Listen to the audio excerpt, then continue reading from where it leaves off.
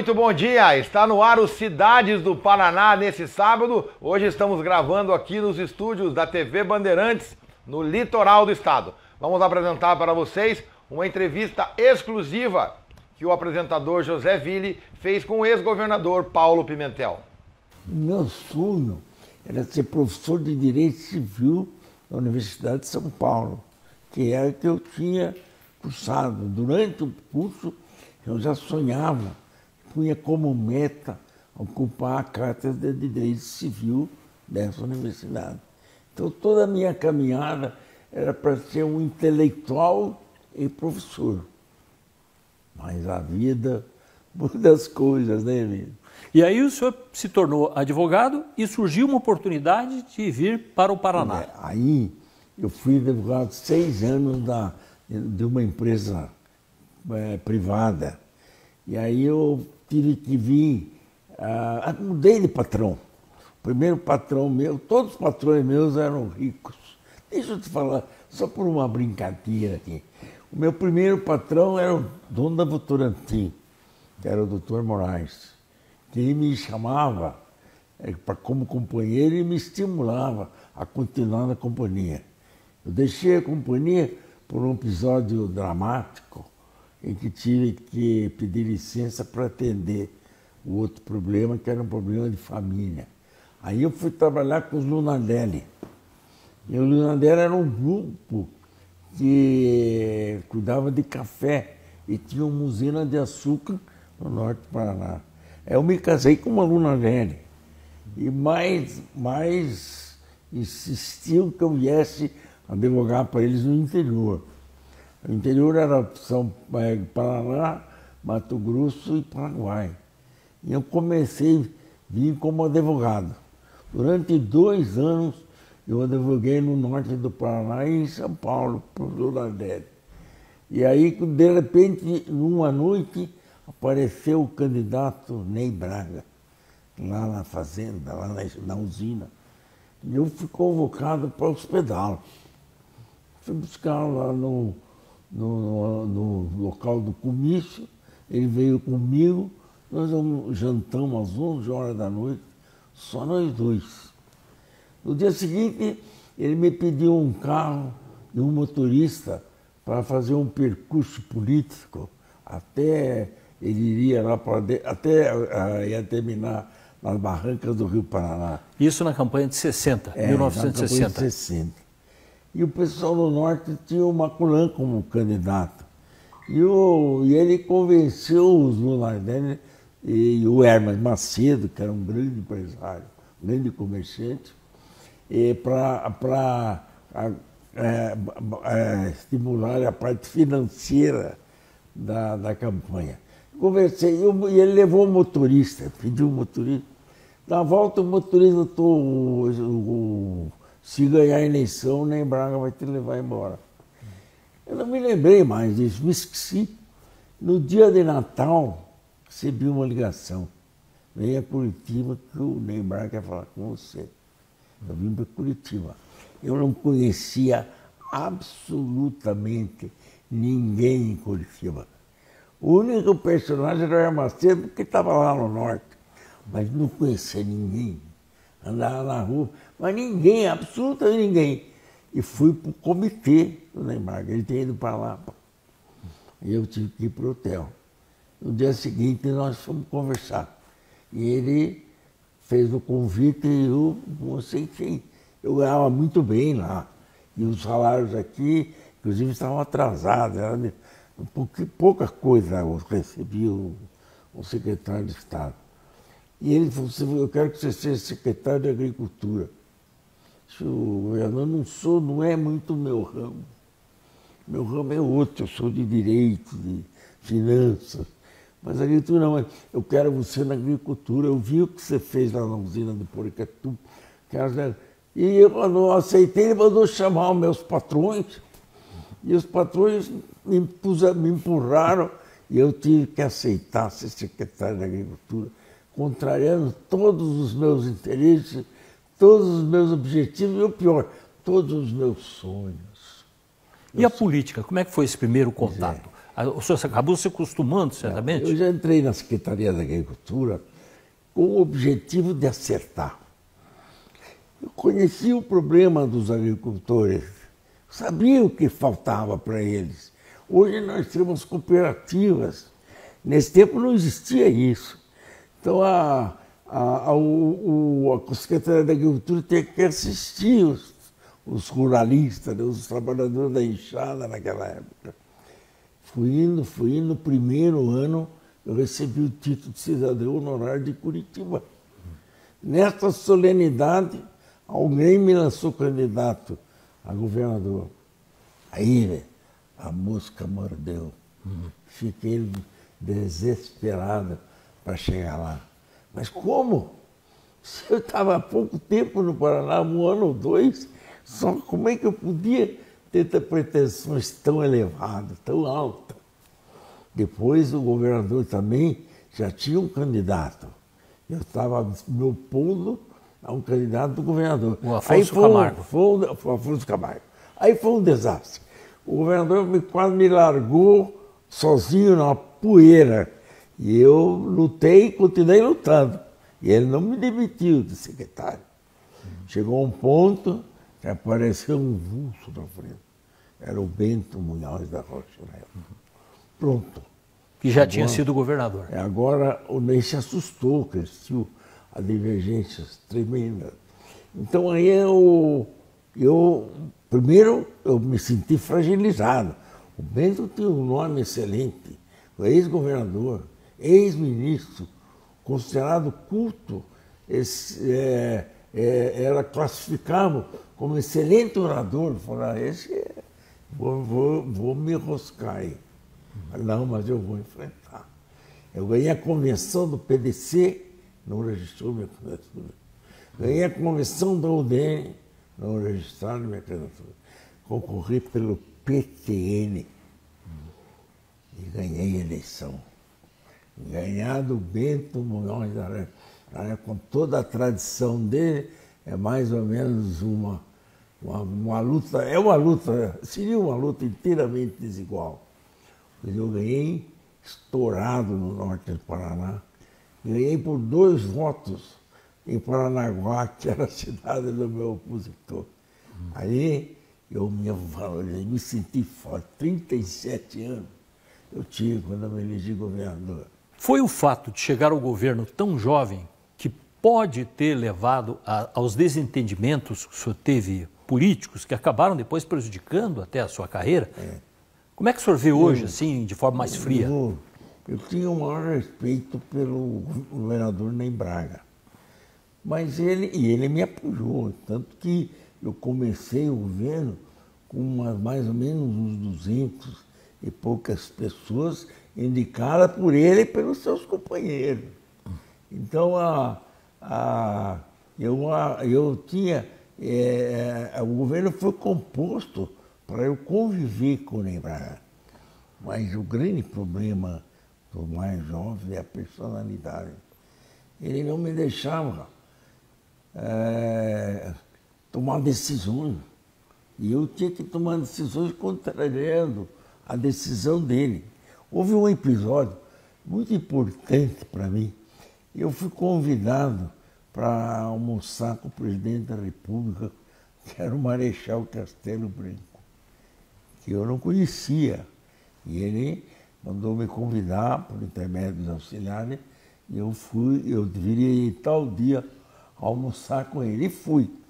Só que nesse meio tempo apareceu o Ney, que era ministro. Falei, eu vou com você. Não, você não vai comigo. Se você for convidado pelo presidente, você vai lá, senta na mesa. Mas chegar comigo, você não vai. Porque me tira a personalidade. Você precisa entender que eu hoje tenho que ter personalidade. Eu sou governador do Paraná. Você não pode mandar em mim. Você pode participar do governo, mas mandar em mim você não pode, nem nas minhas decisões.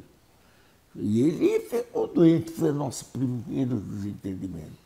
Mas eu não podia aceitar que ele fosse comigo. Seria como se fosse o afilhado ou compadrinho. Eu não, eu queria ter personalidade de chefe. de comandante. Era até uma vaidade minha, aquela afirmação. Né? Daí nos atretamos mais essa vez, que você já conhece, do Costa Silva. Ele me chamou com todos os atritos, que já conversamos outra vez, não vale a pena repetir. Eu fui para lá no Costa Silva, que eu não conhecia. Entrei lá no Forte Apache, eu com medo danado, porque o civil nessa época era um pouco, vivia preocupado, porque as punições, como de fato aconteceu contra mim, eram pesadas. É contra o patrimônio e contra a parte física, prender, matar. Havia esses acontecimentos ocorriam sem dúvida nenhuma naquela época. Então eu fui lá, quando eu entrei no gabinete do Costa Silva, ele era ministro, ele olhou para mim, eu já tinha passado pelo palácio, já tinha provocado as iras do Geisel e do general Geisel, que foi o presidente da República depois, e de um outro general chamado Coberido Couto Silva. Ele falou: você sai daqui, Paulo, vai lá falar com o Ney, ele está no Rio de Janeiro, eu quero que ele seja meu vice. E eu achei uma excelente solução. Fui atrás do Ney, ele falou: não, você tem saídas erradas, eu não quero saber disso e tal. Aí foi nomeado o Pedro Aleixo. O Costa Silva morreu, o Pedro Aleixo foi proibido de assumir porque era civil. Se o Ney Braga fosse vice, ele teria sido presidente da República. Quem estava certo era eu, apesar dele me considerar um mau político. Nunca mais nos entendemos muito bem, mas eu tenho que ressaltar que quando eu fui, na minha campanha, ele ajudou bastante, porque ele ficou com medo da vitória do Bento, que era o meu adversário. A comunicação, o senhor já entrou na comunicação quando chegou em Curitiba? O senhor já viu que a comunicação seria importante, ter um jornal para começar? Não, eu vi que sem a comunicação eu não conseguiria chegar a atingir os meus sonhos. Eu vi também que a imprensa paranaense tinha certa restrição pela minha posição de alienígena. E eram tradicionais os donos dos jornais da época. E eu pensei em montar um jornal, mas achei difícil. Nunca tinha visto um jornal na minha vida, como é que eu ia montar um jornal? Até que um dia fui avisado que o Estado do Paraná e a Tribuna estavam à venda. Eu fui lá numa noite, eu comprei o jornal. Comprei sem dinheiro, sem recurso e com boa conversa.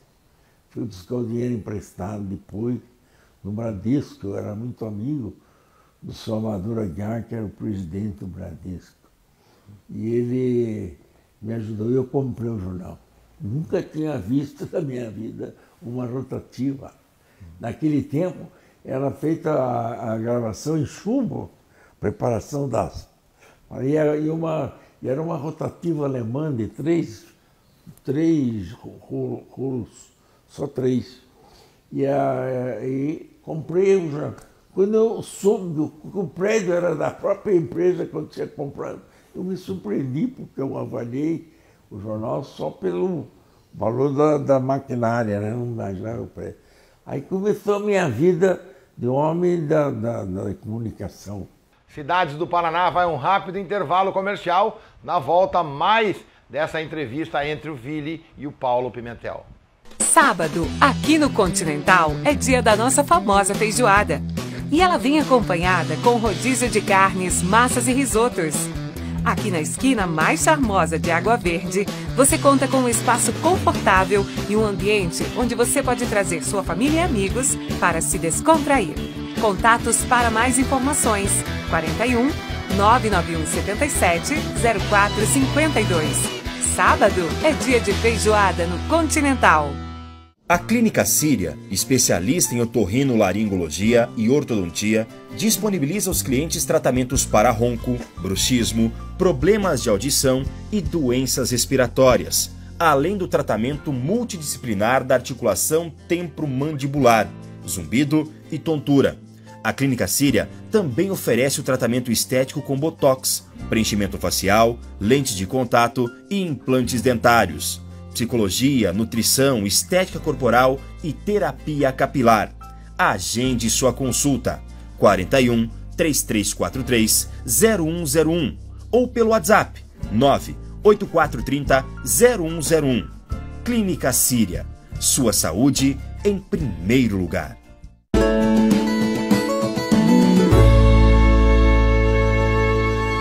Cidades do Paraná está de volta e vamos dar continuidade à entrevista que o jornalista José Ville fez com o ex-governador Paulo Pimentel.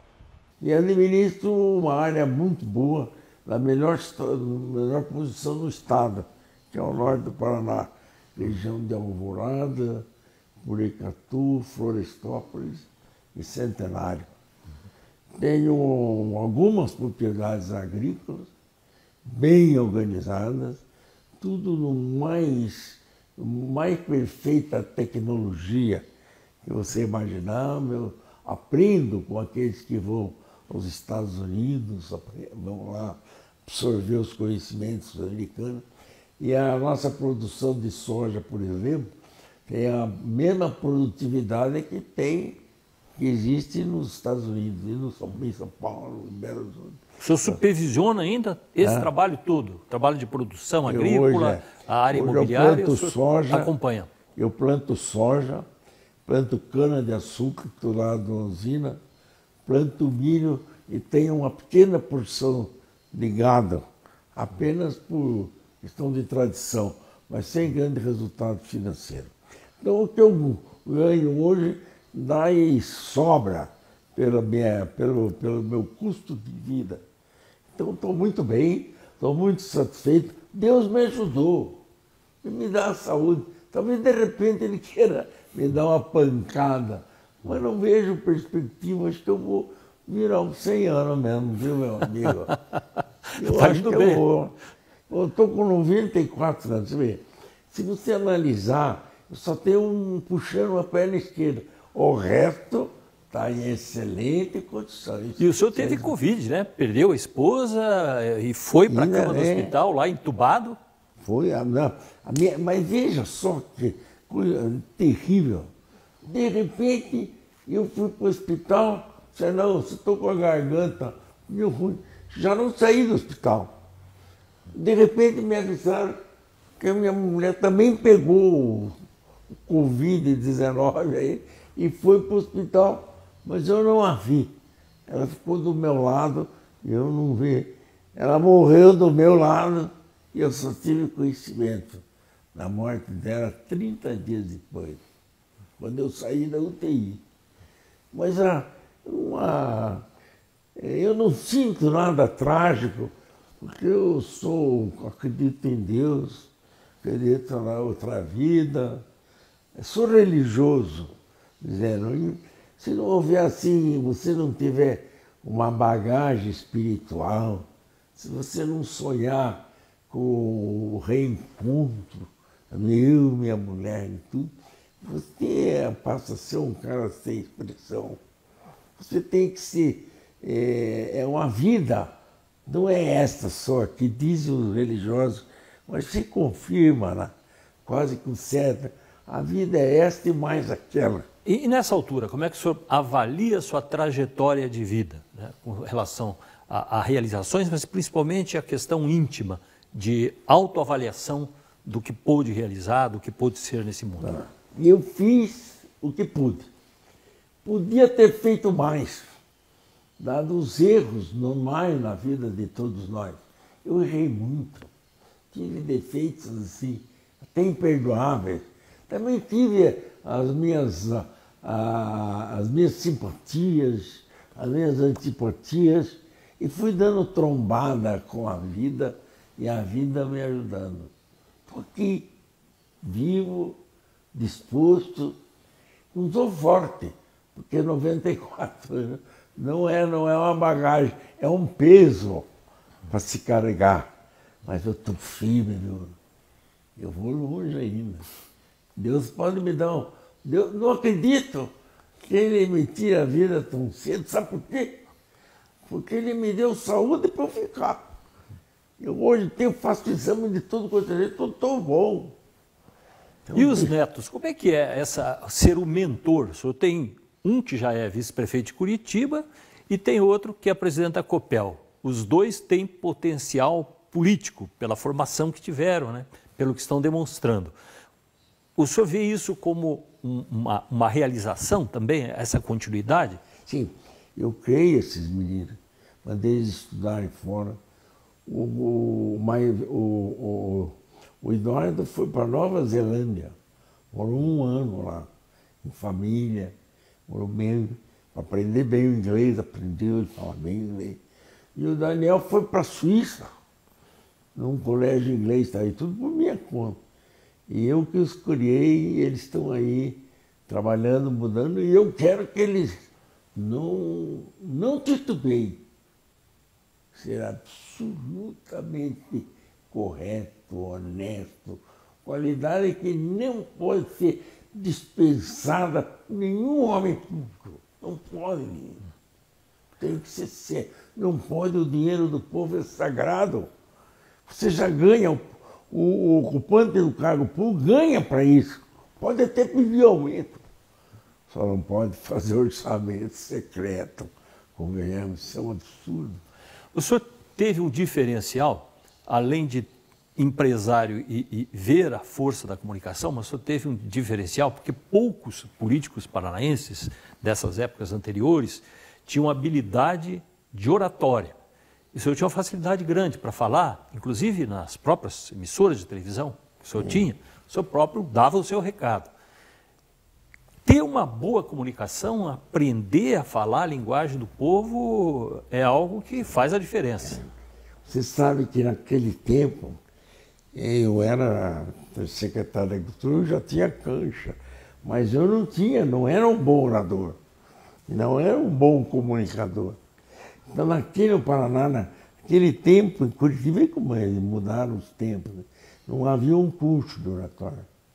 Eu fui fazer o curso de oratória, às quarta-feiras eu ia para São Paulo, tomava o avião aqui 6, 7 horas e vinha no dia seguinte, para estar aqui às 8, 9 horas. E aí eu ia para São Paulo fazer curso de oratória e curso de português com o famoso professor Napoleão Mendes de Almeida. Eles me ensinaram. Eu sei até a postura do orador, aprendi. Os meninos, eu ensino, quero que eles aprendam como é que se faz, como é que se começa o discurso, qual é a posição dos braços. Tem uma série de truques que você tem que fazer. E na televisão, como você tem que estimular o telespectador, ele tem que se interessar. Então você tem que pegar, que é o comunicador, tem que falar o assunto do dia. O que aconteceu de mais importante ontem? Vou falar ao meio-dia que eu falava. Então eu falei 20 ou 30 anos, não sei quantos anos. Enquanto eu na rua, gente que me segura. Meu avô me segurava no chão, fazia eu sentar ao lado dele para assistir o Paulo Pimentel falar. Mais, eu tive problemas importantes com o Zé Richa e depois com o Geisel, né? O Zé Richa, eu fiz aí com o Leon Pérez. Você lembra do Leon Pérez? Que foi uma voz forte de oposição quando ele assumiu, né? Indicado na época. E foi uma surpresa, inclusive, porque ele era um deputado de Maringá, pouco conhecido, mas teve alguma influência em Brasília que jogou ele para o cargo. Eu era governador do estado. O João de Matos Leão era um senador que era presidente da Arena. E o Ney Braga, não, o João era deputado federal e o Ney Braga era senador. No dia 21 de abril é dia do aniversário de Brasília, o dia de Tiradentes. O Médici era presidente da República e escolheu o meu sucessor. E a eleição era indireta. Ele saiu na Folha de São Paulo. O médico ontem passou na fila do Itamaraty, olhou para a mulher do deputado Haroldo Leão Pérez e perguntou: você sofre do coração? Ela falou: não. Então seu marido vai ser governador do Paraná. Foi a maior surpresa para nós. Em seguida fomos chamados a Brasília. O presidente da República, que era o pior de todos, o Gás era mau, o Mestre era burro, ele tinha mania, só falava em futebol. A única coisa que ele entendia. Péssimo presidente da República. Sentamos lá no palácio, eu fiquei do lado direito, o Ney, senador, do lado de lá, e o João de Matheus, presidente da Arena do Paraná, lá atrás.